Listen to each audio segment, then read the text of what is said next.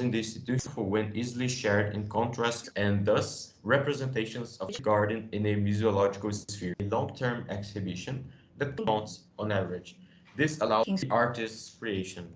The product of this process of narration as a place of solidifying the indigenous people, and they ask to like intervene. Those objects, those donations, historical objects.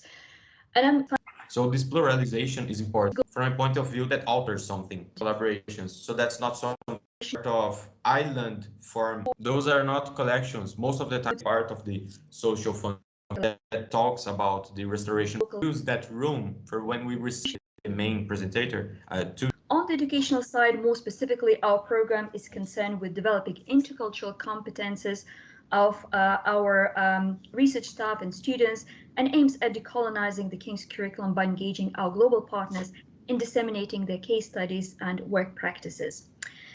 This series consists of 5 workshops. The first 3 will be delivered by the team of students who divide their time between their studies in the areas of history and working as interns at the Historical Museum of Londrina.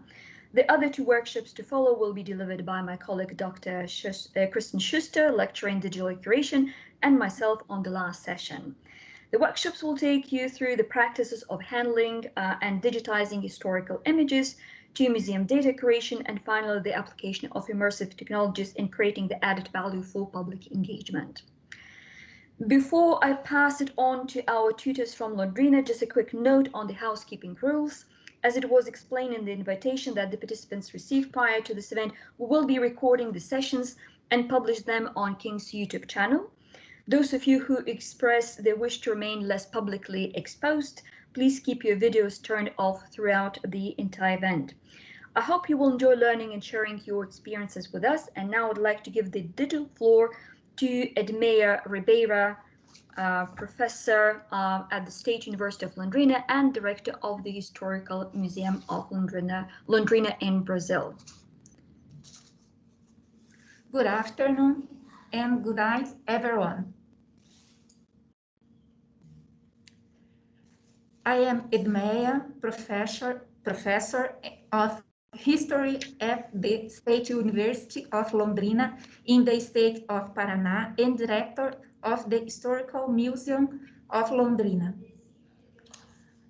Forgive me for the pronunciation, it sucks. It's a great joy for us and we feel honored to be part of Global Engagement Project. I want congratulate Professor Gabriel and Professor Kristen for their welcome to partnership and thank them for their generosity and patience, especially with me who do not master the English language. I also want to thank Livia, who made this meeting of ideas and experience possible. Today, the first day of the workshop, I welcome the students who will participate in these meetings, and I hope they will be days of learning as pleasure. Learning is pleasurable. The course will be taught and undergraduate and graduate students and human sciences for the State University of Londrina and the State University of São Paulo. Are they Guilherme Tavares Lopes Balau, Luiz Gustavo Cavalheiro, Marina Galli, Mariana Silva Barbosa Zamprona, Rúbia Fernandes. So make a good trip. First of all, my name is Guilherme, as everyone has said. I am a graduation student at State University of Londrina, and I am an intern here at the museum. I have started my internship from 2017. I am here for almost 5 years now, 4 years, and it has been a really awesome experience for me. The museum has made possible so many connections, including this one for me. The fact that I speak English and I also speak a little bit of German, it has related me with a lot of people from all around the world, and you are one of them right now. So it's a great pleasure for me to be here. So the first thing I would like to ask all of you, I would like some of you who know, who are able to, who don't mind speaking to me on this recorded meeting, about a little bit of your experiences in museological institutions. I would like to know, for example, what do you think when you visit a museum? What do you expect from a museum? What kind of museums do you like, are common for you to participate in? Anyone would care to initiate?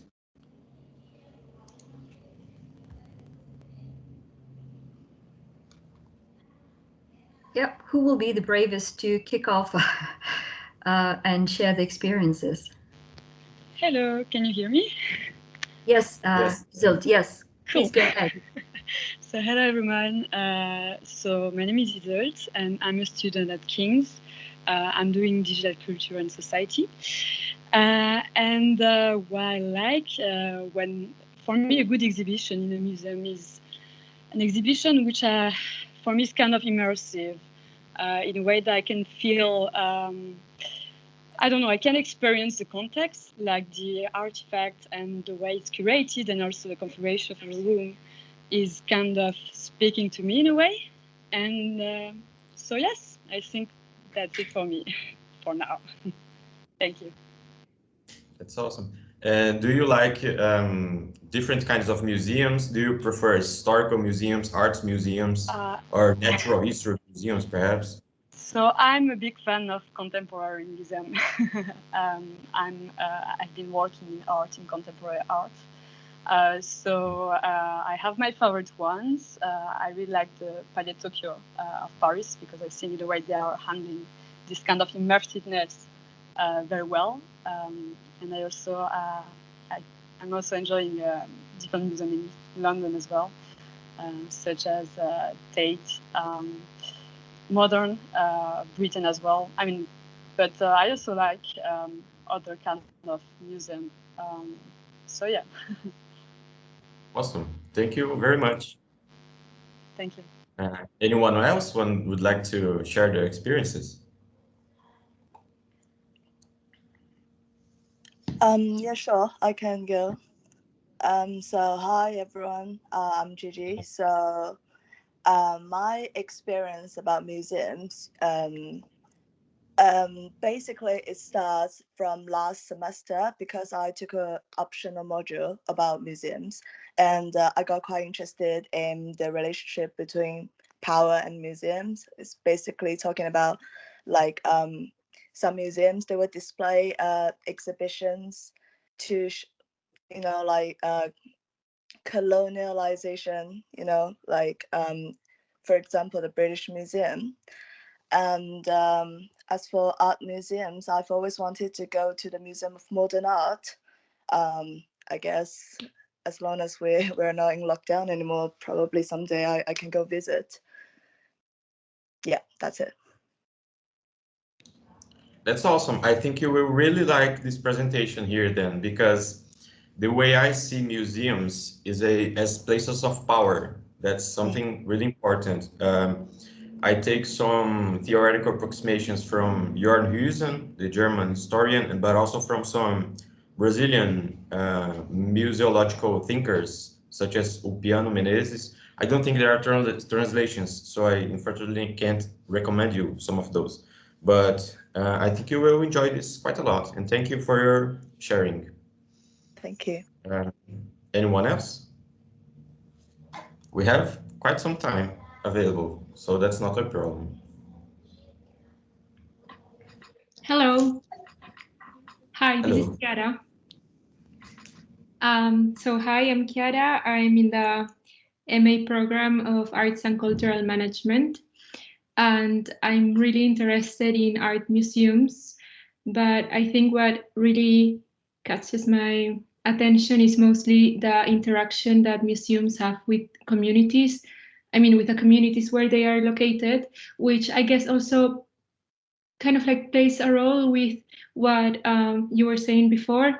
So with like the soft power and so, because I think museums are a really good, like a sort of tool, I guess, for communities, which can be really powerful if they actually make a connection, you know, if they actually manage to link with its own community. Yeah. And I don't know, maybe something comes to my head. For example, Tate Museum in like here in London has this sort of programs that they try to connect with the communities around.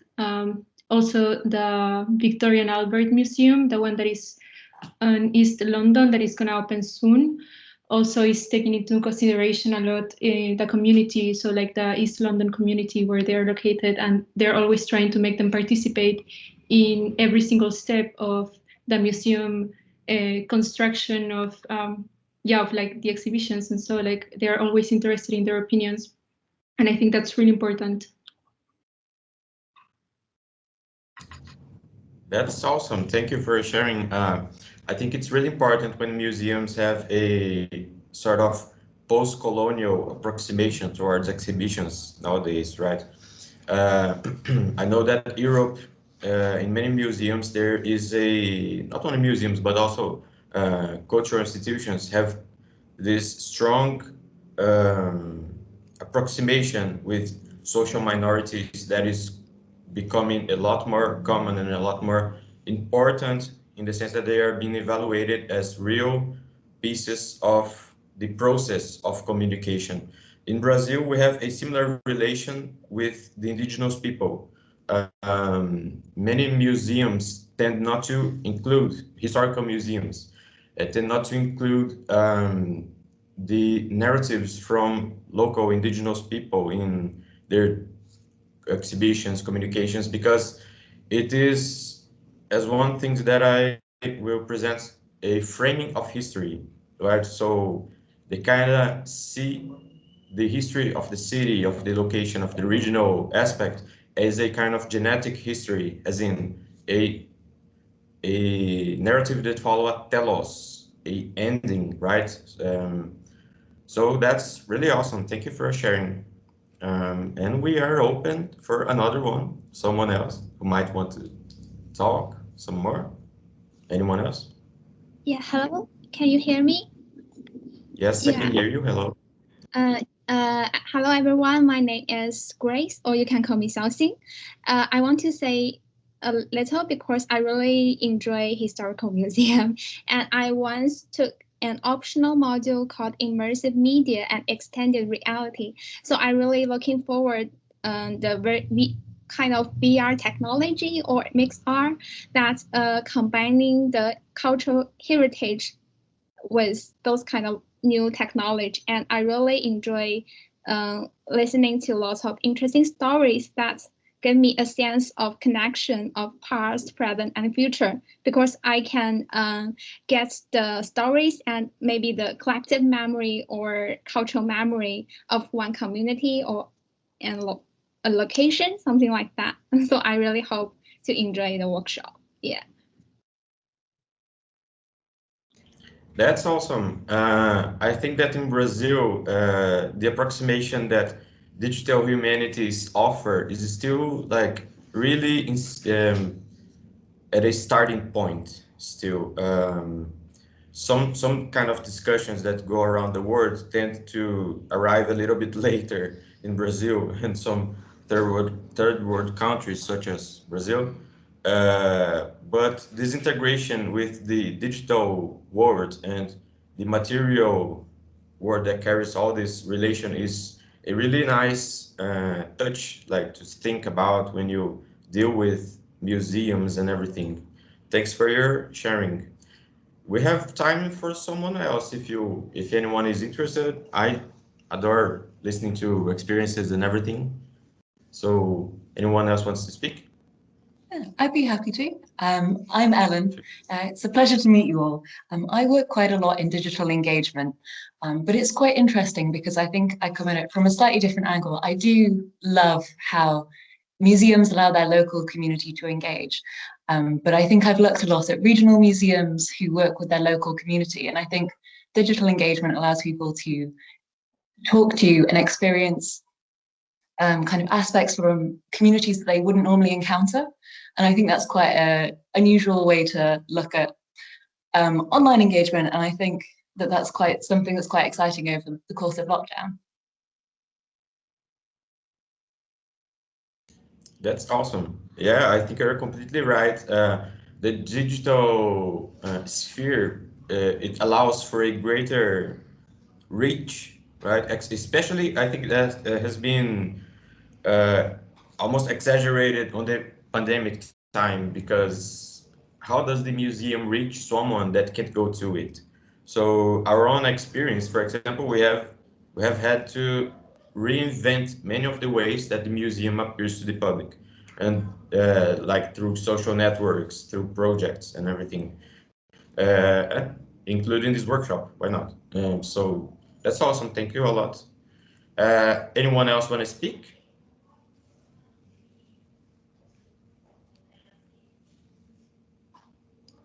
If not, I think I can begin with a little video that I have presented, that I prepared. I will show you around the museum. I will speak a little bit about some parts of it. How does the museum relates to the cultural heritage of the city and the local history and everything. I will speak a little bit about the long-term exhibition and the place as a whole. The museum, as a place of memory itself, holds a symbolic image that associates it with the city's history by definition. As a kind of meta-phenomenon, the building that serves as enclosure to the pulp of the institution is itself an important piece of history and memory. Up until 1982, it was used as a main railway station for the region, with many trains coming to and from, be it with coffee commerce's beans, or with passengers from the major regions, from São Paulo to Santa Catarina, the two states that surround Paraná. It is not unusual to receive visitors that have experienced this phenomena at the museum, and it is more often than not packed with a lot of emotion and nostalgia, not to mention the joyful tears. Many people have been involved in this historical experience and see through the lens of the building as a symbolical catalyst, a window towards their past. They are inhabitants of Londrina and relate to the city's past in numerous ways. There are people who had their parents working at the station, those who work themselves, and those that simply have already traveled by train through those very same steps that cover the boarding platform. Through this presence of the past, the visitors can experience a sensorial approximation of that institution's object, a representation of that which is inaccessible, that is, the past in itself. Through a historical representation, aspects of the historical experience of the multiple lives that relate to the city in a direct or indirect way are proposed to reflect upon the vast purposes of a historical theory.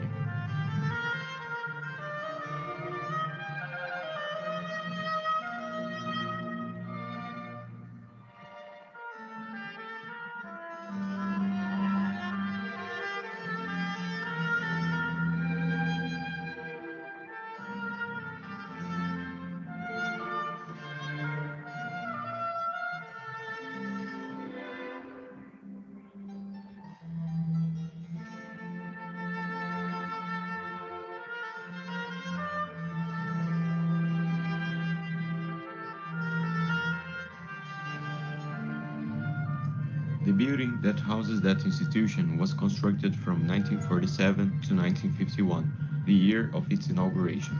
Before that, the railway station, that was up until then the only one in the city, had become too small for the daily dealings of people and commerce.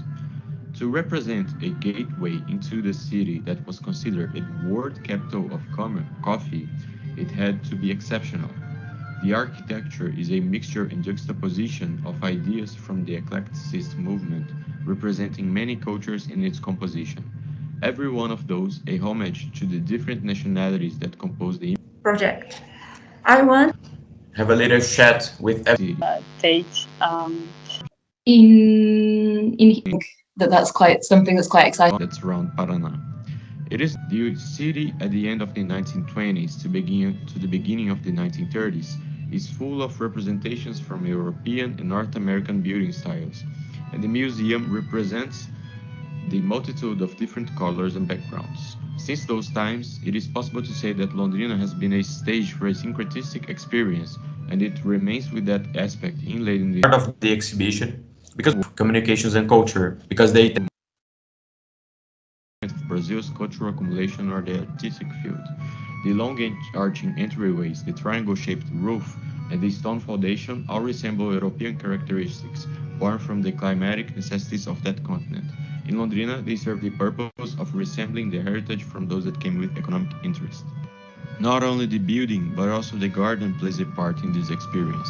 On one side of the lot, there are plants and trees that come originally from Japan, Canada, the United States, Morocco, and more.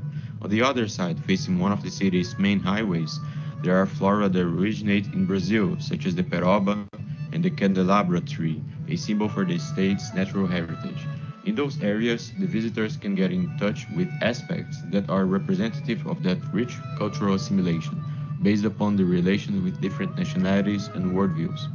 When children visit the museum, they can walk through corridors of coffee plants and pick berries from those for themselves, maintaining a personal memory of that place which comes through natural means. Every year, there is an event that celebrates museums around the country, and visitors are able to participate in reenactments of production processes for the harvest of coffee beans, such as the separation that must be done right after the picking of the beans. By the facade that fronts the busy Dom Geraldo Fernandes Highway, also called the East-West, there is a train parked in the few rails that are left downtown. A piece from the National Railway history, the train remounts to 1910, being older than the city itself. Although it has been through a very thorough restoration, the exact color scheme and fundamental structure remains from that same time period. Time had not been kind to its materials, and the restoration has rescued it from being destroyed by rust and termites. Inside, visitors are able to experience the claustrophobic sensation of living in one of its wagons that house the railways company's worker. The class separation between first and economic class and the relation between cargo and travelers in several kinds of trips is made. Carefully taken care of, the railway train built by Baldwin Corporation more than a century ago is one of the most striking features of this institution, serving as an important aspect for the city's cultural heritage. There are many other aspects present at the museums outside, which are, in itself, a whole experience of historical representation. Through a personal visit, people can be approximated to this presence of historical symbolism and nostalgia in a multitude of different ways.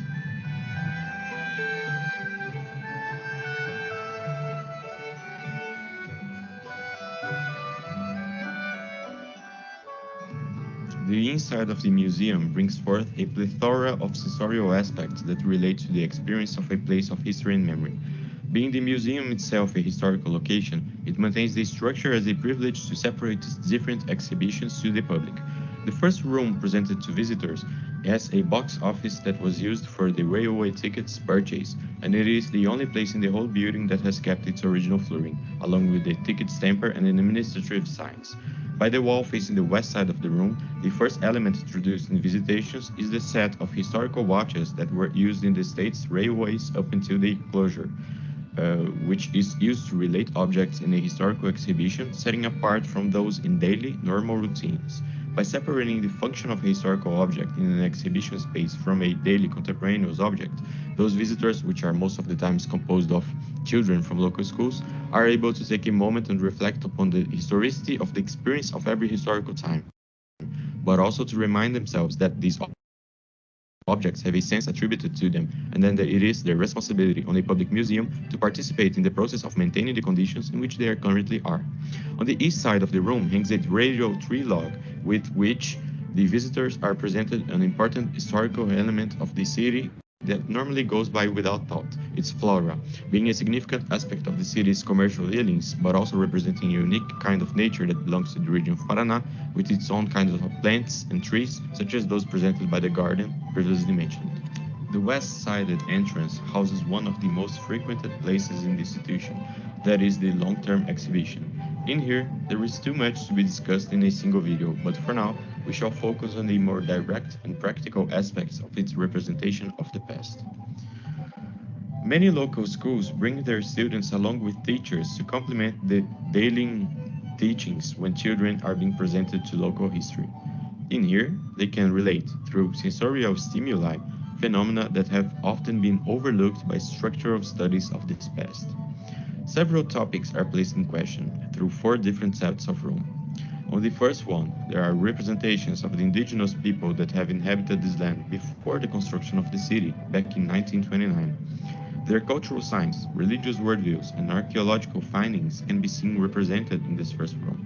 That is an important approximation, given that the city's pioneers have excluded the natives in traditional narratives of history, and it is a social duty of the museum to break down this framing of the past that makes up a monument of exclusion and segregation. Through collaboration with the local Kaingang tribe, the museum is able to present a re-evaluation of the presence of indigenous people as it was constant in the formation of Londrina. Beside that, there are many pictures to elucubrate the beginnings of the city itself, back in 1929. The west-sided entrance houses one of the most frequented places in the institution, that is the long-term exhibition. In here, there is too much to be discussed in a single video, but for now, we shall focus on the more direct and practical aspects of its representation of the past. Through sensory the first findings can be seen the beauty of the museum. Museum is able to present a re-evaluation of the presence of indigenous people as it was constant in the formation of Londrina.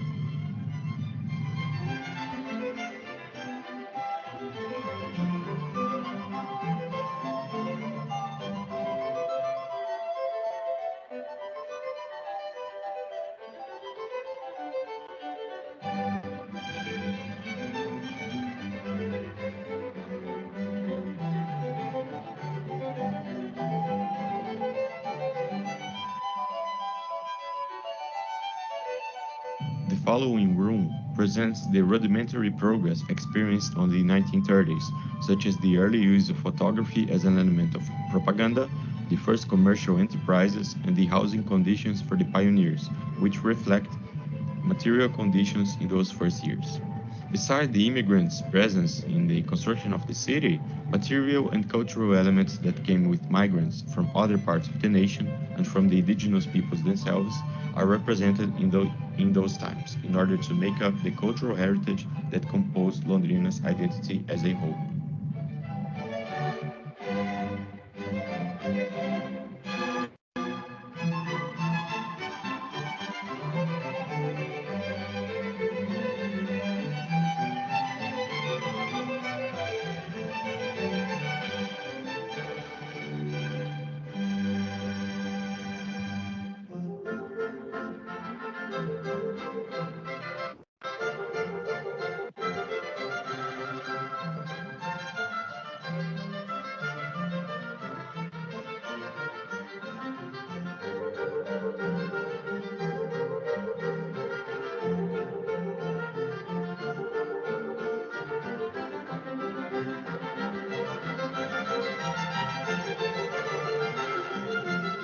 The third room, also commonly called the Room of Immigration and Labor, holds a collection of material objects that show different services that were performed by its inhabitants, such as photography with historical photographical devices and different techniques used to measure sunlight through analogical means, healthcare services which were, for some time, mostly reserved to those associated with the company that built the city, especially in the treatment of illnesses that thrived on the bad sanitary conditions of those first years, construction work that still resembles common tools used in contemporaneous constructions, and many more. It also has elements of the different cultures brought together through the process of immigration. The company estimates around 33 different nationalities that compose the city's population back then. Of those 33, there were many that came from Eastern countries, such as the Czech Republic, Japan, but also from European countries, such as Germany and Italy.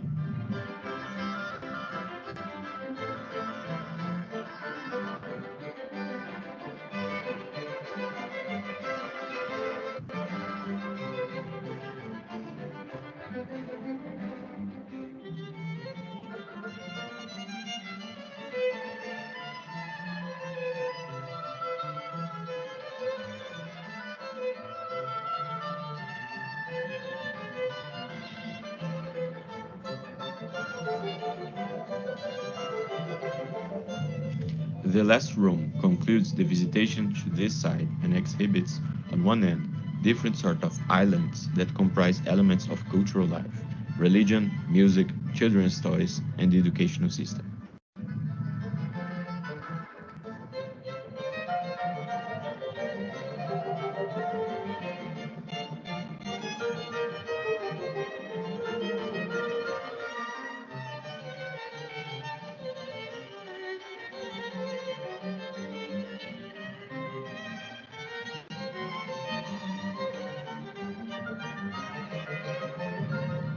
The final presentation tells the history of the commerce of coffee in Londrina.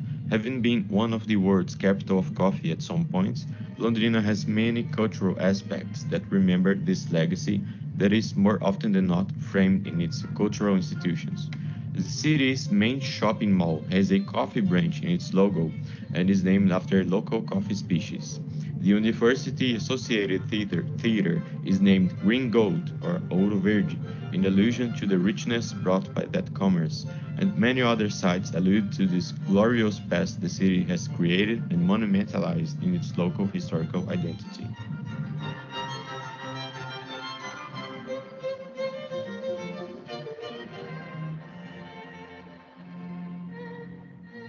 In all of its representations of the past, the museum's exhibition as a whole allows the visitors to take part in a fundamental aspect of historical education, the sensibilization of critical viewpoints.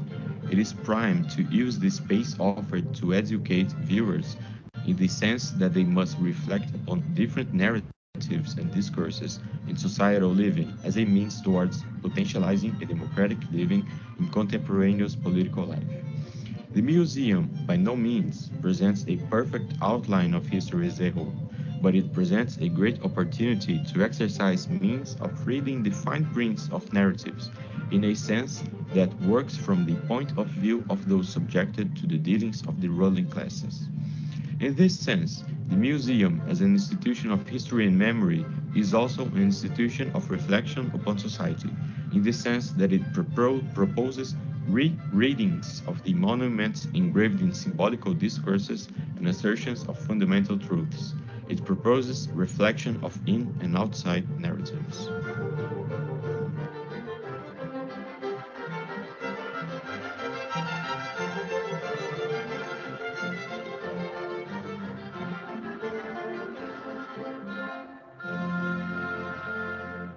Relates to our experiences on and many more. One that you could follow up with the talking and everything.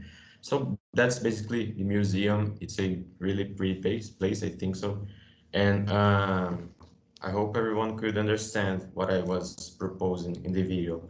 Either way, we will have some free time by the end of this meeting, so we can talk, we can discuss, and perhaps share experiences towards this theoretical approximation. Through this workshop, I am to offer you all a glimpse of these institutions' interns' daily practices from the point of view of our theoretical conceptions and showing how a praxis is executed while based upon this theory of history. First of all, I want to introduce you to the body of the workshop. The first day, we will have a theoretical approach to the daily dealings, which will be made by me. And the second day, we will be presenting you the theoretical approach between history and memory from Luis and museological communication by the Museum of Londrina, which is by Marina. On the third day, we will have our more practical day that will be practical sanitation of photographies and means of dissemination. So on the workshop structure, I have proposed you to acquire some people from all around the world. Colonialization, Approximation. Museums allow their local community to... An important piece of history and architecture is a mixture and juxtaposition. Doors remind of the modernist movement as a box office that was used in that experience. It's not like obligatory. You don't have to do it, but if you want to, that it's not the act of new experiences and stories. So this presentation, what I am to present to you. I aim to demonstrate the theoretical conceptions that formulate the daily practices at Londrina's Historical Museum. And how does a practice based on this theoretical approach occur when facing photographic collections? An exposition of the background that permeates the approach to photographic collections, and the treatment of narratives as a mean of constructing a past and a history. For such, the object through which we will demonstrate this experience will be historical narratives about the city's past from the starting point of the museum's photographic collections, made up of donations from people that contributed to the construction of a local cultural heritage, composing the institution's collection as a whole. From the starting point of a theoretical foundation that situates the place of the museum society, I aim to expose the background that permeates interns' actions in the process of dealing with information, handling the relations that compose the social structure on the primary conception about objects that create narratives, the importance of considering previous conceptions that are monumentalized in the perception of a factual past, and the treatment of memory in history. First of all, the paradigms of the museological institution. The museum, as a public institution, is a space for disseminated and shared experiences, because its collection is composed by the very same society that composes it. Nearly all objects that the institution safeguards were donated by the population that partook on the growing and the formation of that historical experience of Londrina. Londrina, as I have said in the video, is a quite recent city. I always think it's a little bit funny when I speak to people that are from Europe or other countries that have not passed through a colonial experience, because if you look at Londrina, it's from 1929. The city doesn't even have 100 years of age. So if you take, for example, some cities in the United Kingdom, they have like thousand, maybe more than thousands of years. So since their foundation, everything beat literal or more mythological, but either way, they have a much longer experience upon that. So I always think it must be a little awkward to hear like a city that's from 1929, which is the case here. I mean, Londrina has pioneers, people that lived in those first years of the city before it was founded, that they are alive up until today. We still conduct a lot of oral history with them, like making interviews and everything, and it always works really well. So, therefore, one of the goals that the museum aims to achieve is to represent that society which it builds itself upon. How can this thus be achieved? The services that the museum provides can be divided in three different paradigms: the research, the safeguard, and the educational practice. The first part, the research. One of the aspects that take place in the daily routines and work of Londrina's Historical Museum is the acquisition of information that is prepared for use on research that deals with historical subjects. Journalists, historians, social scientists, professionals of design, information sciences, and arts, along with general researchers from basic education to postgraduate levels, can all be benefited by the methodological and theoretical preparation that ground the collection. That happens so because all information that is received by the museum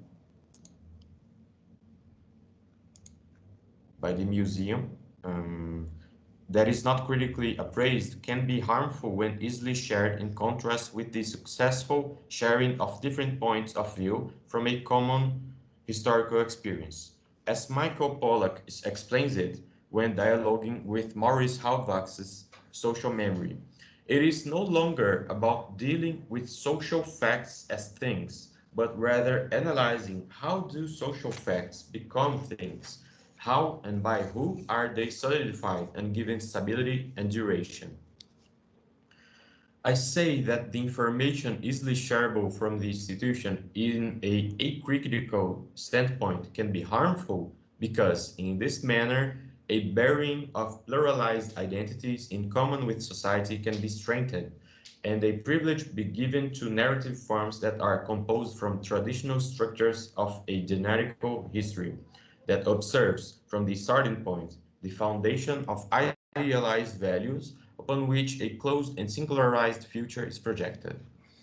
From a historical theory that starts with a priori foundations composed in a narrative, the dealings with history begin with a meta-theorization of that historical experience in society in order to expose different conceptions that exist for a pluralization of narratives of the past while a realized fact. As an institution whose object is the past, reflection is an important starting point for each and any substantiation by the museum because its space symbolizes a monumentalization of a history from which new narratives that make up arguments and decision-making processes in contemporaneous daily life are constructed, projecting in the future expectations of the present. The museum must start from a meta-theoretical principle with the purpose of exposing the mythological frameworks that compose a traditional narrative of history, not to bury it in the graveyard of memory, but to duly present its evidence into perception, just as a shadow that, from the glare of a common sun, hits all physical matter likewise. So this is the process of research in the museum. We have the donors or the institutions that provide the information that is acquired.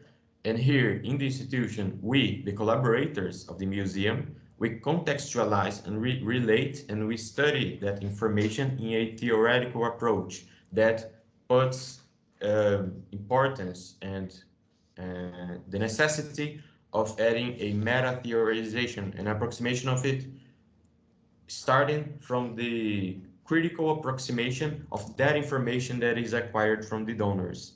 So there is a multitude of different theoretical approximations towards that in order to do what? To present and disseminate the primary sources of historical studies to the researchers. The second paradigm, safeguard. There is no history without sources upon which we construct narratives and thus representations of the past.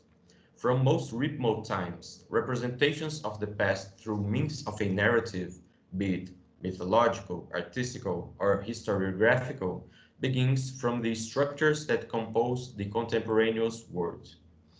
From Herodotus, we have built a representation of historical meanings from elements of his narratives, an ethnographical understanding of the people that he investigated, the networks of connections between city-states, and other aspects. From the paintings of Victor Meirelles, we catch a glimpse of the form through which the spirit of Brazilian Romanticism artists is portrayed. The multiplicity of kinds of sources that contribute to the study of the past depends upon the applied methodology and the purpose of those that conduct the research. In order for the past to be represented, a work of preservation of the structure To me in a way, and catches my attention is someone else if anyone is The people on the main ring. to the Paraná or land company to the experience of a place of history and museum is able to present a real script texts. This works as such because meteorological conditions influence the maintenance of material objects. In a safeguard institution, as the museum is, the infrastructure is taught in the exhibit sometimes in this if this a went through a cleaning process and everything, pandemics and everything, there isn't been clearly the community and preserving the composition of that object that is the vessel of information that are integrated into the collection is part of a social function of the museum. For this to occur, there is a prime importance in receiving the previously established information from those that donate them, where the meaning and relations with historical time are narrated from the point of view of who is represented in the objects, also adding it to the corpus of the institution with a whole process of cleaning that allows for a longer time period for its conservation. An important part of the principle for representing the past, thus, lies in the practical actions taken on the receiving of the objects to the institution. If there exists no history without sources, it is a social duty of the museum to guarantee the preservation of the vessels of information for the study of the past for the longest time possible, as much as it is able to. Thanks to technology, museums have been able to expand the possibilities of maintenance of their collection by the means of digital preservation. Yet, the object still maintains an important relation to the matrix, which is the vehicle of its pictorial representation, in which, in the case of photography, is the negative film, or the photography itself when the original film is no longer available. It is very important to understand from a single verb the process of safeguarding in a museological sphere, to preserve. The treatment of objects in the institution aims to guarantee the permanence of the object's shape and content as it is incorporated in the theoretical background previously presented, with the objective of making it available to the consulting public. For this to take place, the museum does not offer change to the object while meaning to restore its material conditions. Since this is a far too risky process to be conducted on photography and tends to alter the characteristics that are represented in the original matrix. Thus, in the museological institution, the object is preserved in the manner in which it is acquired, limiting as much as possible the inevitable deterioration with that which the infrastructure and its curators can perform upon it. So the process of safeguard from 2017 It's basically talking about museums. There is a It's a pleasure to meet you all. the building that serves as enclosure that the museum aims to achieve, constructed, projecting interception of objects that are brought of preservation, that is the analogical, where we have to clean up, we have to prepare an infrastructure in order to maintain the object safe, everything. And it also has a digital preservation, which tends to make longer the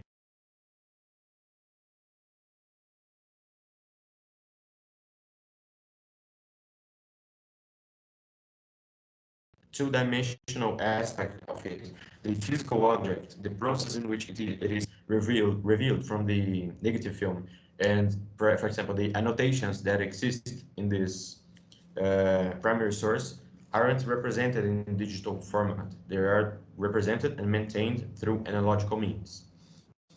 And as I have said, this difference between the two verbs, to preserve and to restore.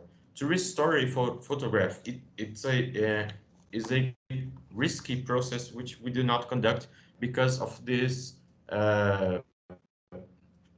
limitation upon altering the physical and narrative properties of this object, which is also different in itself through these two paradigms, which are the matrix and the reproduction. The third paradigm right now is the educational practice or the dissemination. As in what manners does this whole social function of the museum happen in effect? The third paradigm is defined by this. The practice of propagating the institution's accumulated knowledge to the visiting public and the community as a whole. For such, the museum offers a vast exhibition related to the experiences of the city's history.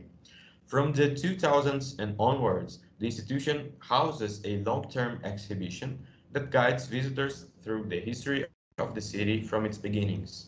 In this feature, scholarly visits are commonplace, where they aim to complement the contents that are taught in class, allowing a sensory realization and assimilation of those contents through visual and analogical form.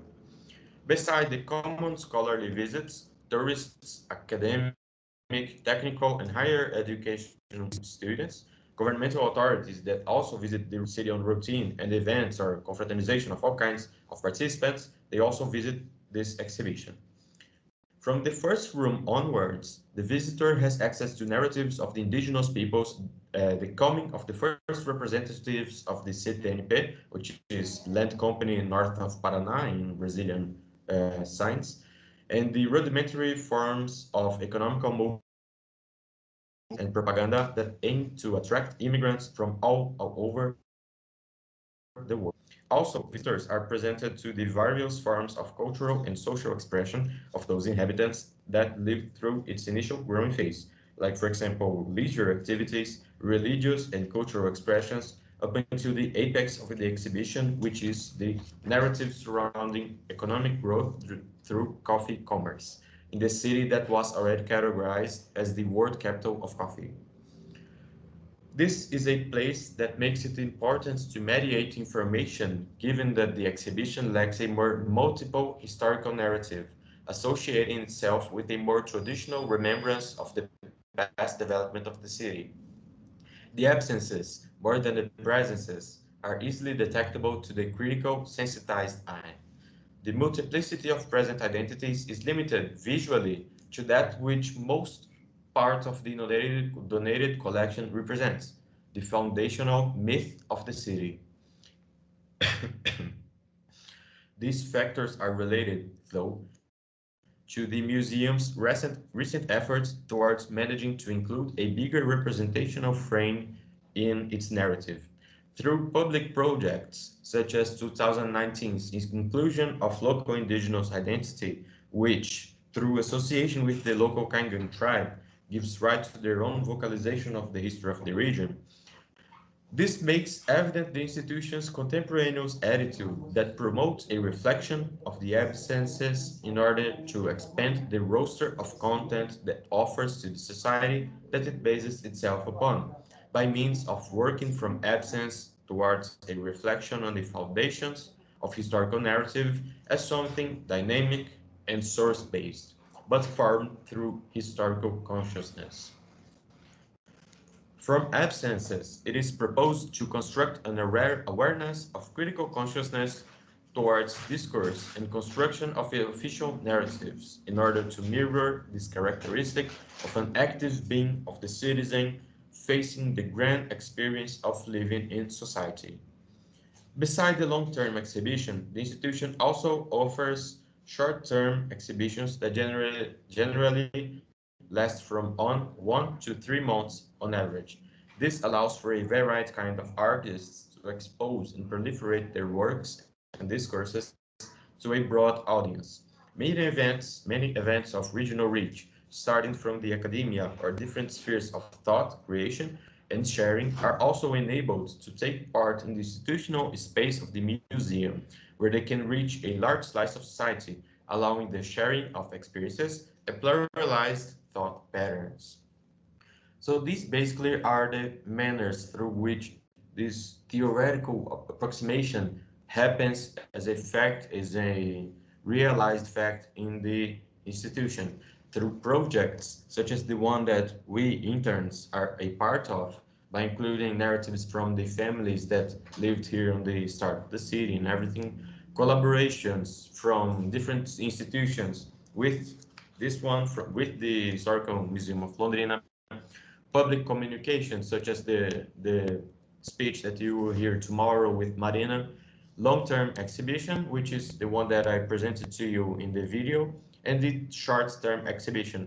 Unfortunately, the short-term exhibition has been closed for a long time. I mean, the museum is closed, but we have not had a new short-term exhibition. Normally, they usually update really quickly. They have many important projects that are conducted there, but because of the pandemics, that has not been happening for quite a while now.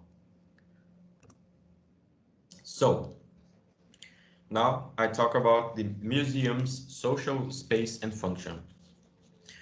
In its vast array of pluralized offerings to society, the museum allows for an extension of the university as a whole, which transits the theoretical teachings common to the academic subjects when it arouses the practice of historical mediation when facing the plurality of problems that come from the contact between the dialectic of traditional and official history, which is blended in the common and self-reflexive conceptions that are part of the city during its growth, a product of propaganda and institutions that hold their own private interests, and a critique of historical meta-theorization that instigates, through theorization and reflection of its own theorization and construction of history from narratives, to think the presences of ideological conceptions that are inescapable to the representations of facts from the past. As in a painting, the presence of framing transforms the meaning of an object. From an object in construction, premeditated, configured, risked, and tested, to a ready object, which is finalized and exposed. In what manner does one approach the hermeneutical play between two characters, painter and spectator? The comprehension of the object in observation as a product from steps that are taken in order to configure a profusion of feelings, reflections, and deconstructions to the observer is important, where a framing amounts to an expository purpose to the artist's creation. As in The Girl with the Balloon, painted by the anonymous English artist Banksy, that was shredded by the very mechanism of its framing, one must pay attention to the presence of a priori factors on the compositions of self-perceptions of exposed narratives. From this work of reflection and pondering, the social function of the public museum emerges, allowing for the exercise of a critical and sensitive gaze towards the relationship between narrative, history, and past. All of this to realize in dialogue with the presence of a constant frame that rounds all narratives about the past from the same origin that, innumerable years ago, constitutes the corpus of the world view of myth. Referencing Meyer Shapiro, Frank Ankersmith associates the historian's conception of art to the phenomenon of presence in history when dealing with the framing as an artifice that declares the entrance of an alternative reality while observing the painting, despite the continuum between the two entities, painting and framing. And here I quote Ankersmith: "The semantic function of the picture frame is firmly to set apart the two-dimensional world of the painting from the three-dimensional world of its observers. In this way, the picture frame co-determines how we interpret what we see in the painting, and hence, what the painting's meaning is."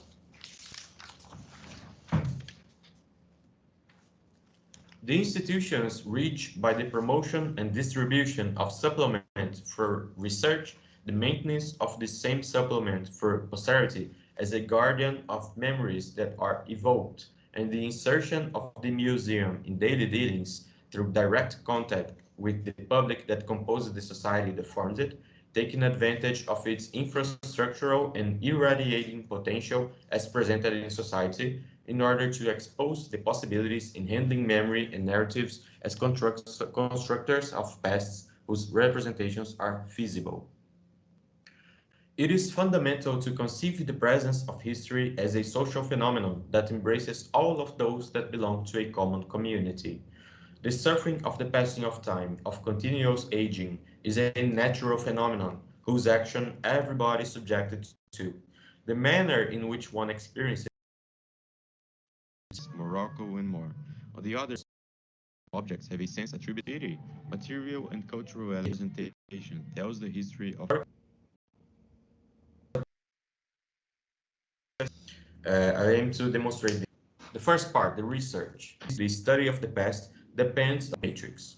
Thus, in the city on routine and events are critical consciousness towards long-term exhibition, which is Björn Huysen, and here I quote: "Narration is a process of poiesis, of making or producing a fabric of temporal experience woven according to the need to orient oneself in the course of time. The product of this process of narration, the fabric capable of so orienting, is a history. With respect to the threat of death, narration transcends the limits of mortality into a broader horizon of meaningful temporal occurrences. This is one of the essential truths of the tales of A Thousand and One Nights. Scheherazade knows that to narrate is to overcome death. Narration is an act of demortalization of human life. Here are the references for years, and it's basically talking about. Right. I hope that the main point of this has been put across. Thinking the museum as a place that is subjected to ideological and historically experienced ways of thinking and being and structures that are passed forward through the passing of time and everything, how they are subjected to this. And as much as the long-term exhibition, for example, that does not have a better kind of representation of identities in it, how can we work upon that in order to make up for those losses? So, for example, how do we utilize the absences through them to create presences? For example, the long-term exhibition has had only recently the inclusion of a narrative of the indigenous people, just Upiano Menezes. I don't think it's a history, right? So Community or and through projects and everything, as in from immigrants that came from 1929 and onwards, and their sons and their grandsons, they constructed the history of the indigenous people. But now the museum has had the opportunity to present a more contemporaneous, more historically contemporaneous representation of the indigenous identity. But it still lacks a lot of presence. It still lacks a lot. It still has a lot of absence.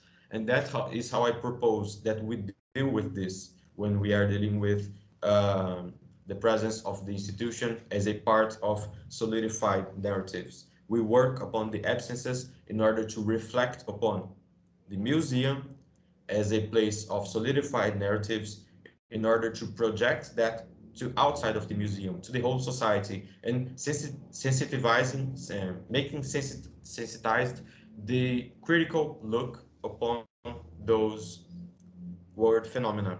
So I hope everybody has enjoyed my presentation. That's what I have had in store for all of you. Those are my conclusions and reflections that I have proposed.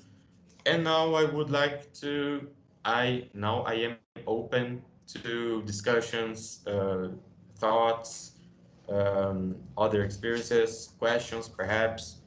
My time now is yours. I hope everyone has enjoyed it. Thank you.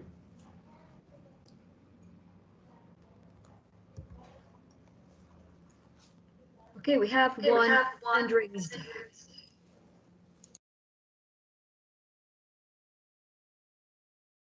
Yeah, Ellen, please go ahead. Brilliant, fantastic. Thank you so much for that presentation. That was wonderful. I'm sure I speak for a number of us when I say I'd be really interested to have the longer list of references as well. I was hoping I could get you maybe to elaborate a bit when you talk about reframing the narrative and including Indigenous voices. And could you talk a bit about any struggles you've had regarding that? Because it can often be quite difficult to communicate a very complex topic in history to the general public.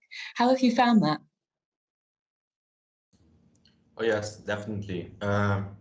Some of that problem is institutional, as in the historical legacy of the institution that carries with it. For example, the museum works itself upon donations. There is only one collection here that was bought from a photographer from from the start of the city, but everything else has been donated. So first of all, there is an absence of donations from indigenous peoples. So there is not too much material to be worked upon to represent this. This is something that has been changed really recently. And also there is the fact that they have been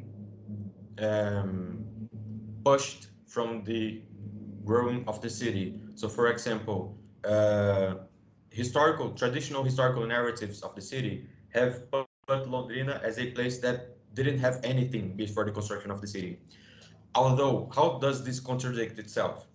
First of all, the indigenous people, they live in the region nowadays. So where did they come from? They have kept being here. Also, for example, on the journals of the people that came to build the city and everything, they relate that they used the indigenous people in order to navigate better in the region and everything. And also the fact that there is archaeological findings that see the indigenous people as living here from times before the colonization. So at least like more than 500 years ago. So their presence here is centuries old. Uh, but I believe that one of the more common problems through this is the difficulty to have relations with the indigenous people. For example, one of the tribes, there are three main tribes here, the Cheta, the Guarani, and the Kaingang. The Cheta have a really small percentage of people that are still alive and still have cultural relation to the tribe in itself.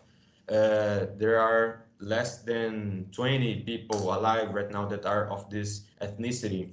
So um, it's a little bit hard to make up this narrative about them when you don't have a more solidified relation to their history and everything. Uh, One tribe that has been a more easy to relate themselves in, as a matter of fact, the Kaingang tribe has already had an intern here at the museum.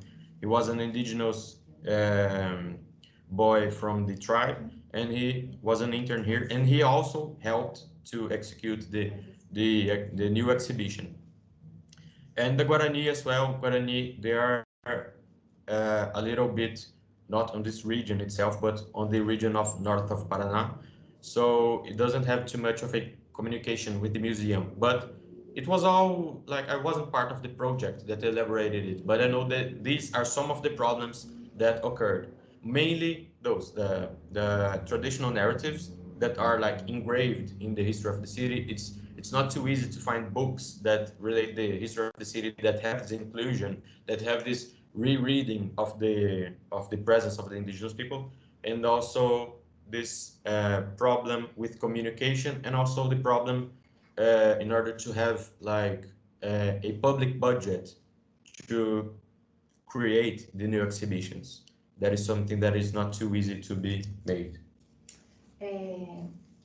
Eu gostaria que você falasse para ela que a inserção da memória indígena começou quando quando aconteceu o workshop e outros eventos, né, com a presença dos indígenas aqui, e que eles questionaram, eles ficaram muito bravos quando eles viram, você já falou isso? Vou falar.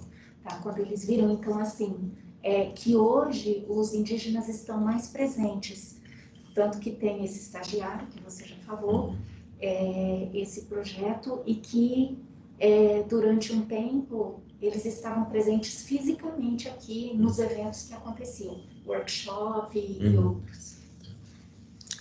Edméia has reminded me that the whole process of inclusion of the indigenous people happened from a starting point that came from them, because there were frequent like workshops that they presented here in order to talk about their narratives and everything. And this foundational myth, which excluded the natives from the representation of the past, was included in the first room of the long-term exhibition. So, and they saw that, and they asked to like intervene to make up for the absence. So they started collaborating a lot more and providing workshops and coming to events on the museum in order to integrate this identity that was not being framed the correct way it was supposed to. Eles colocaram It was quite a little bit dramatic, as a matter of fact, because the entrance to the long-term exhibition had a wide panel that said in a certain phrase, I will quote from memory, like, when the colonizers arrived here, there was a empty demographical status on the land. Like, as in, there was nobody here. And they decided to put a black piece of fabric on top of it, and they wrote in their own language, in Kaingang and in Portuguese, something like, we are here, we are part of history, and we will always be part of the history. So that initiated this whole process of recontextualizing the starting of the long-term exhibition. It still has a lot to be done, and in the future and everything, but I think it's really nice right now because it has parts of this indigenous narrative in many other rooms as well. I don't know if it was possible to be seen in the video, but there were some cocares, which are the crowns that they use, and some clothings and everything. I hope I have answered your question. Yeah, absolutely.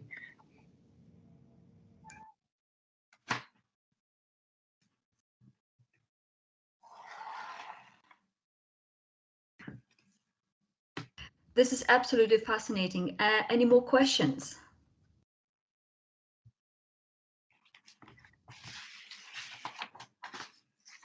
While we are waiting for some questions to arise, I would like to insert my own question.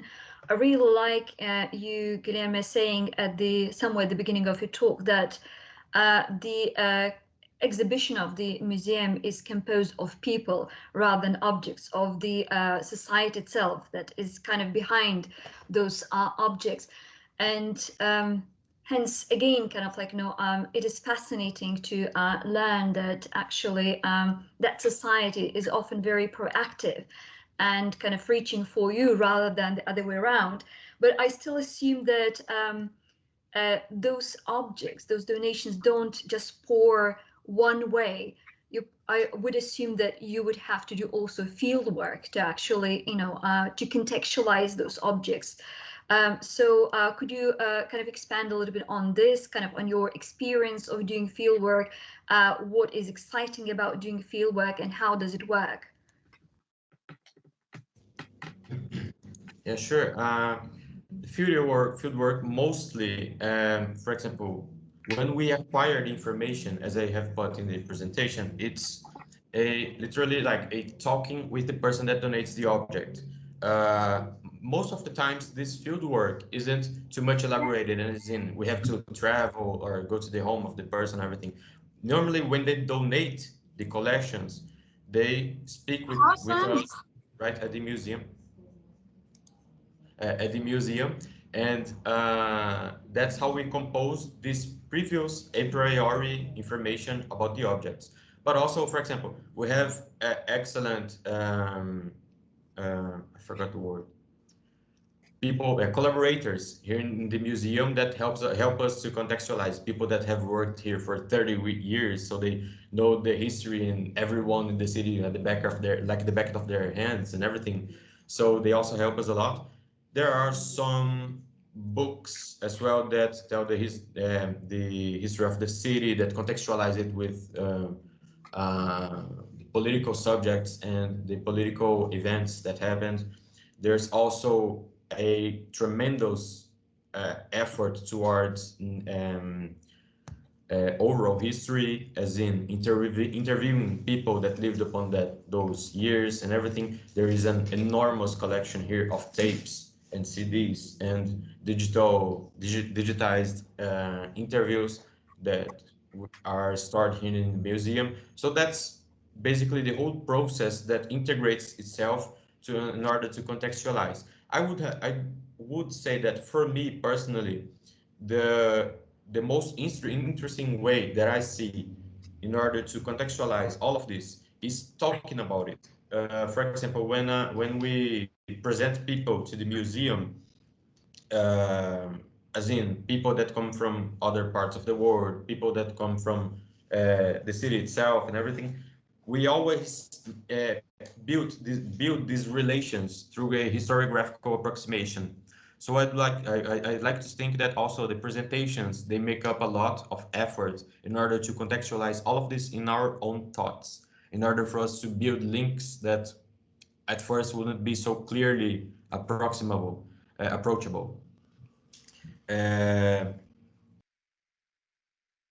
Make some sanitations in photography, views and everything, and it also a more solidified relation to their healing that to indigenous people happened, but a black piece of This is projects that make publications about the collection of the museum.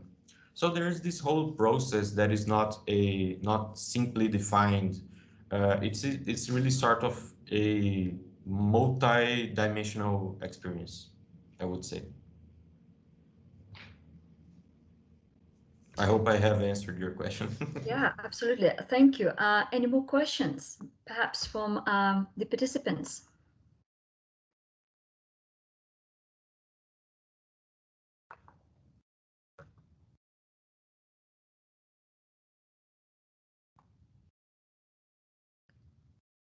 Again, while some questions might be brewing up, let me ask another question.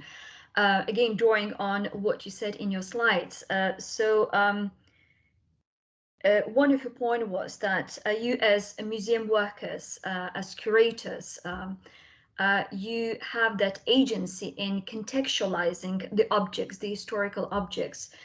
And I'm always curious because we often kind of place an emphasis on the historicity of objects and the objectivity of those objects, although you made it very clear that we are kind of creating that meaning of those objects. But then I'm kind of curious again, kind of purely in your context of how you work as a team, do you often reflect on your own agency, as we all come with our own beliefs and ideas about those objects, right?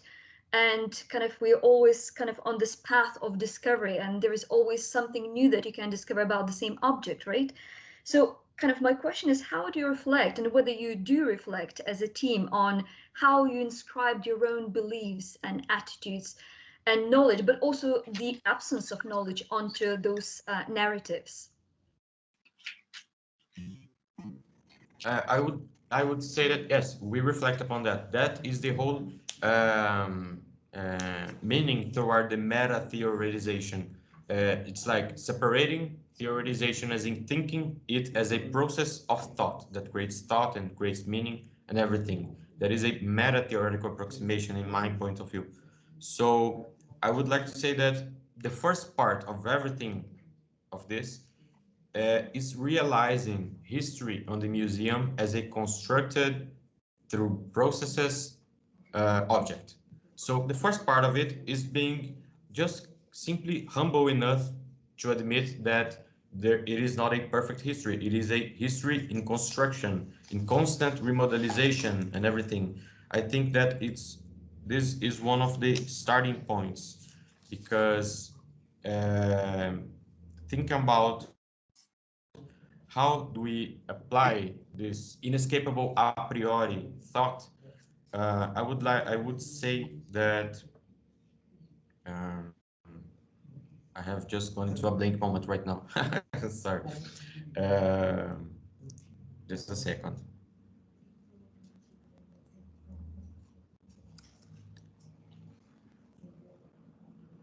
Well, either way, just think about history here as a representational kind of thing. I was going to say something that was going to respond to you, but I just went to a blank state right now. Sorry about that. Either way, I believe that it's mostly about sharing. It's not about contextualizing this history or that history, but much more about sharing a common view that is constructed in a common sense. As Edméia has put to me, there is no unique narrative. It is as much as a place that presents as it safeguards memories and histories. So this pluralization is important in order to be able to present this active part of the museum. Because when we think about this, we must see the museum as something that is also active, not it doesn't have a a solidified kind of view of the world, but rather as a process of thought and exposition and reflection. And I think that's more or less the way it goes. Thank you. I have also kind of in the meantime, kind of a technical question. Since you mentioned also kind of that both preservation and restoration kind of are important in your work, like what would be the ratio of preservation and restoration in your context?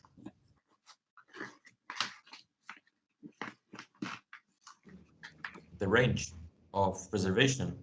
I mean, the ratio. I mean, is this kind of, is your work mostly revolving around preservation or restoration, or these two activities are given equal importance?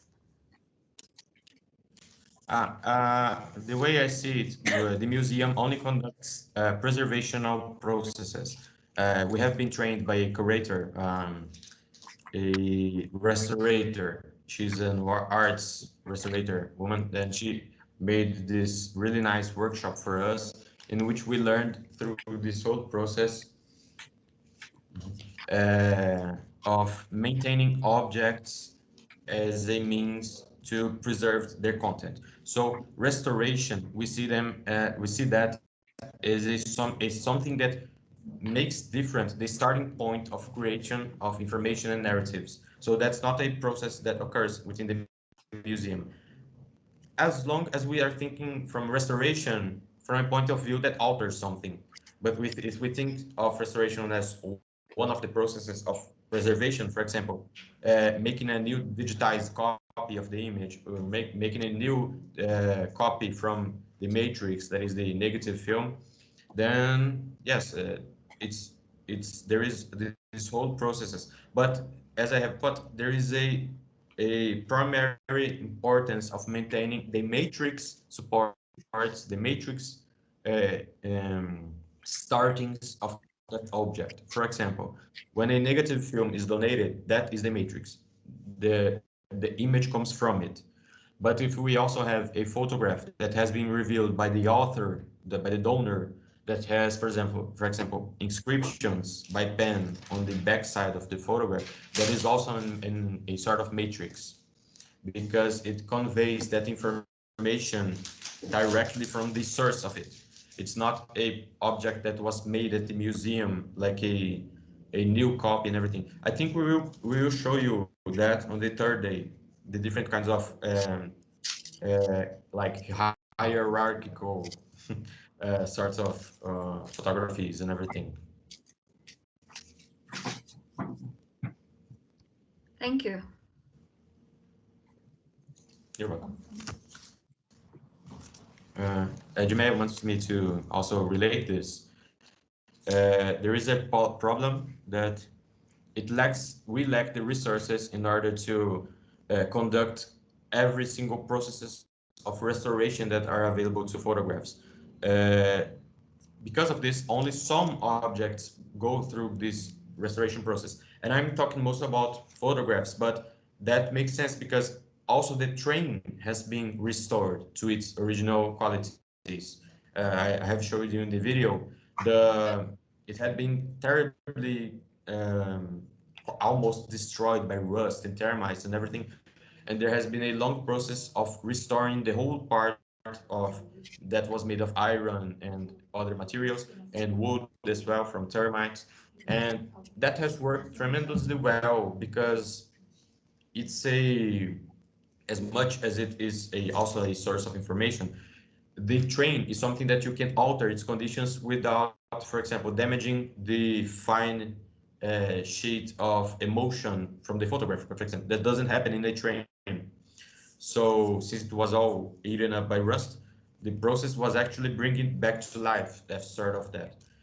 That's a little bit different with photography and negative films because of this kind of layers of emotion that if you alter them in the wrong ways, you can alter the properties of that and the image that it conveys and everything. There's quite a different in relation to it. and restoration processes, such as the trains, there are always from money that comes, budgets that come from partnerships and collaborations. So that's not something that happens all the time. That's not always possible. But conservational efforts can be done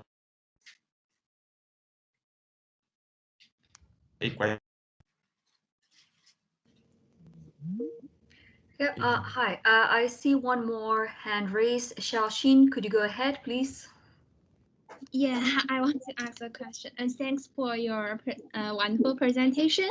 And I want to ask that you gave me a sense that there are many objects and narratives in this museum are combining and constructed by the collective memory of the indigenous people.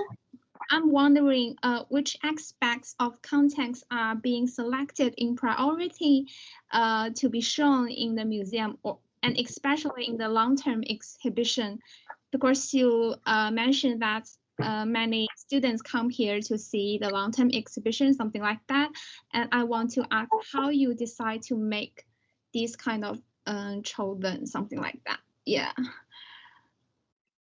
Hold constructors of past to create. Just told me those very indigenous people they came here in order to help on the construction of this new exhibition. So it was a process of integration, as in the museum seeing the steps that the exhibition takes, thinking about how do they relate to this historical development that occurs on the exhibition. And on the other side, there are the indigenous people that are presenting also references from their way of seeing the exhibition, also thinking about how can this be integrated in this part. One of the theoretical approximations that I like to use when thinking this is from Ulpiano Menezes. He was the director of the National Museum of History that is from São Paulo, and he talks about overcoming a teleological reading of museum exhibitions, and he talks about like this. He talks about overcoming as well. Different identities as being segregated one from another. So he talks about this sort of island form of composing narratives in the museum. So I also like to think about this. The islands that speak, for example, about the housing conditions that were in those times, they are integrated not only with, for example, the culture of the pioneer, but they also have material culture of the indigenous people on that same island.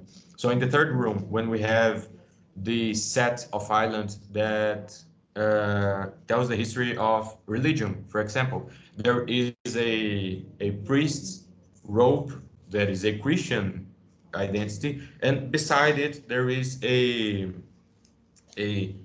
uh, I forgot the word, a representation maquete. Anyway, there is a representation of a religious indigenous house. That's the thing. So it's all integrated into the same island of common subject, of a common subject. And there's also a collection of indigenous photographs that was donated by an anthropologist that worked with them in the whole professional life of. So there's also this whole sort of interaction that occurs that determines when it's going to be, where it's going to be exhibited, and how. I don't think I think you could see in the video the inner part of the exhibition on the first room. On the ceiling, there is a constellation that the Kaingang tribe sees, the world view and everything. And that was proposed by them. So there's all this integration of thoughts to purposes being applied in the exhibition. It's a whole integration process.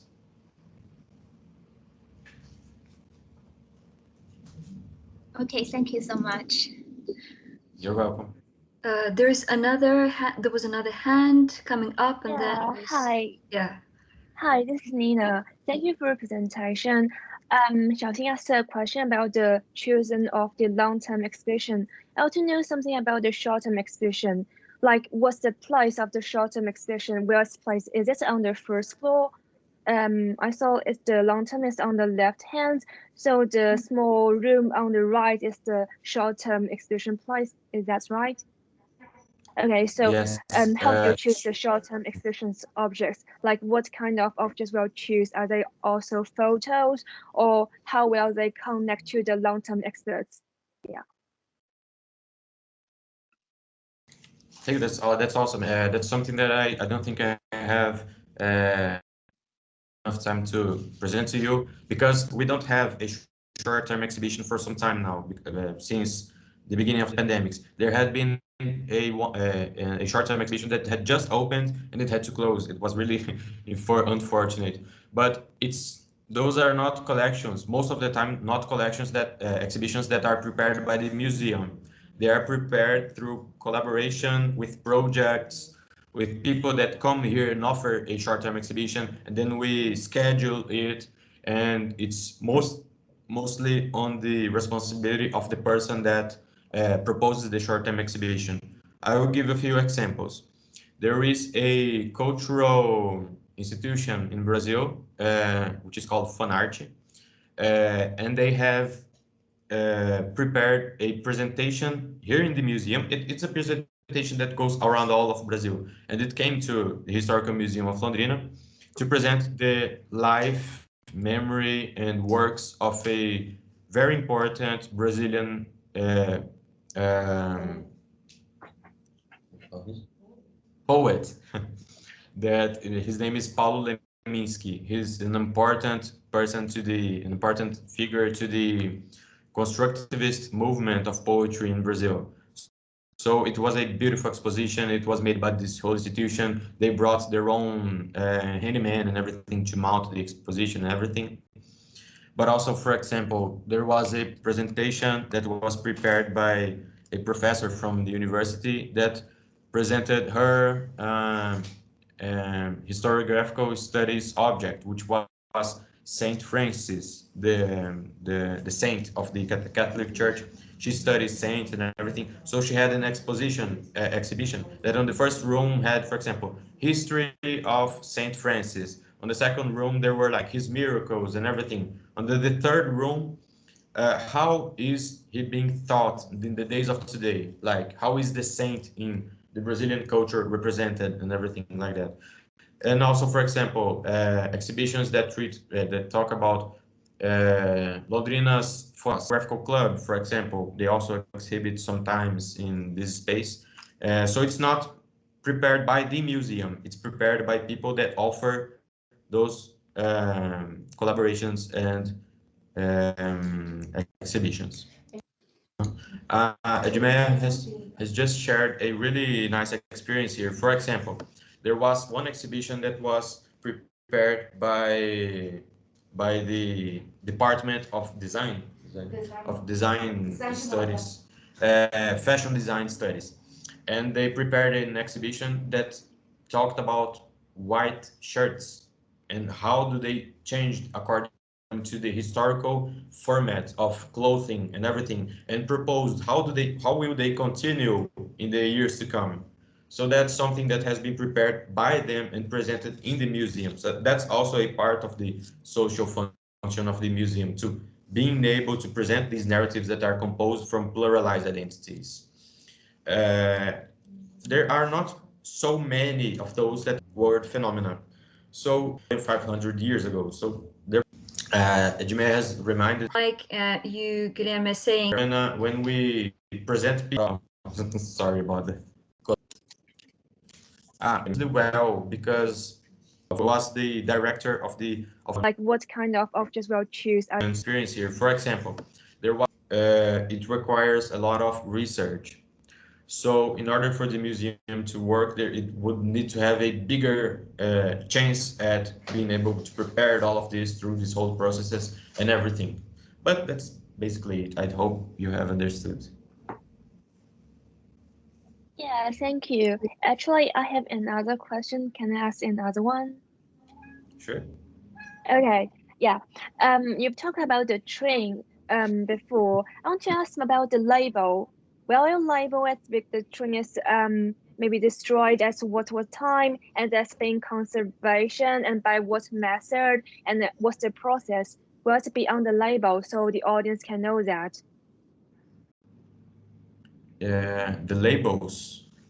I don't think I understood what you said. Can you repeat it for me, please? Yeah, because the museum will do lots of conservation works. So will the conservation works be appeared on the labels, so the audience will know its original be like maybe destroyed or maybe damaged, but after conservation it will be as well it represents as this way. So will the audience knows actually, I want to know, like, because you maybe do a reproduction, so it's not maybe not always be the original thing. If there's I don't want to say the fake of a replica, audience will know it's not the original one. In this case, the reproduction is much more common. It is that only occurs with photographs. When they are exhibited in the museum and the exhibition, they are copies because they are like plastered in long panels and everything. They are not the original pictures because those are accommodated, safeguarded in the collections room, which has controlled climatization and humidity, relative humidity in the air. So the objects themselves as well, they are not like replicas. They have gone through process of cleaning and maintenance that is daily necessary, like cleaning it up and everything. That happens, but those are not replicas. On the contrary, the train that has gone through a very thorough restoration, it has a panel on the side, on the boarding platform. There's the train, and is a wall here that goes along with it. There is a panel in one of those walls that knows identity. The indigenous people Quando aconteceu before the restoration and everything. So it also comments upon that. But on the long-term exhibitions, there's no need for that because those objects are the real kind and everything. But for example, there is a reenactment of like an office room, for example, that is there in the exhibition. I don't think you even need to say that that is a reenactment because it's quite clear that it's not the actual thing and everything. But beside that, there's no need for that in the long-term exhibitions. Only Time exhibition. I want to know something. there are before the restoration and everything. It has been cleaned went through a cleaning process and everything. That's something that happens, and I don't think there's even the need to mention that because it's a part of the daily experiences and everything. But that also implies in selecting the objects that go to the exhibition. For example, if we have two photographical cameras and one of them is badly damaged and the other one is in okay conditions, we use the okay conditions. The badly damaged must be kept in order to be preserved and everything. So it has that logic as well, but nothing is a replica in itself. Yeah, thank you. You're welcome.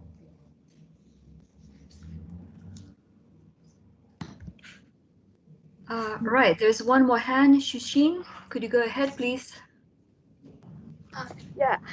I have one question because I noticed the restore of the railway train ticket office in the museum, and I find it is in the central of the hall and just in the front of the entrance of the museum.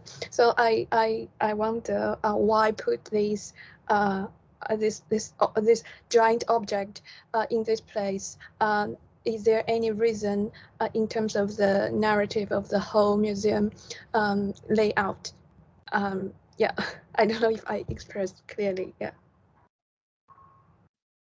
Yeah, sure, I understood it. So that little, I forgot the name. Sobre a bilheteria. Se ela tem algum tipo de uso, né? De uso, assim, então.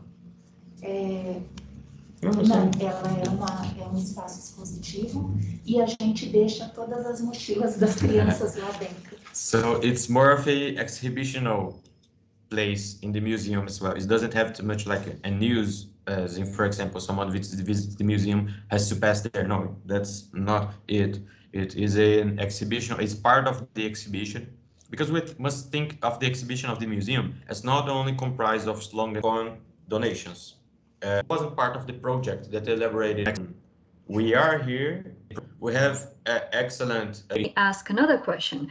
I believe that we have been trained by a curator without, for example, damaging. And on the other side, there are things you don't have to carry it around the exhibition and everything. So it has a purpose for that as well. In common times, outside of the pandemics and everything, there isn't like almost absurd quantity of children that visit the museum. We already have had like 600 people visiting at the same time the institution. And the museum is big, but it's not as big as, say, for example, European museums, such as we must have in the United Kingdom and everything. So you gotta imagine like 600 children in this museum really crammed everything down. So, especially when those visits are made in collaboration with the local Secretary of Communications and Culture, because they tend to bring a lot of children from the rural areas, and they have never seen the museum, so they are always really like instigated, really happy to be there, and they want to scream it out. So that's a mostly space for starting things and just being able to see that experience of reenactment of a railway station and everything. Yeah, I see. Thank you very much. It's very interesting. Yeah, thank you very much. Thanks everyone for participating. Thanks Guilherme for your beautiful presentations. Thanks everyone for being in the background and supporting Guilherme. Yes, I would like to thank everyone that is participating. It has been an awesome experience. I hope that there are no, I mean, there will always be more to be said and everything, but I hope that I have been clearly, that I have clearly exposed my thoughts on this. And even though today and the day after tomorrow, I won't be the main presenter, tutor, I will be here also to talk about everything. If you want, you have more questions, if the things that I said today complement the things that we will see tomorrow and the day after, I will be happy to intervene in all of this as well. My colleagues, we will all integrate in this communication without a single problem for that. So thanks everyone as well. Thank you so much. Bye-bye. Bye. See you tomorrow. Thank you. Bye-bye. Bye. Thank you.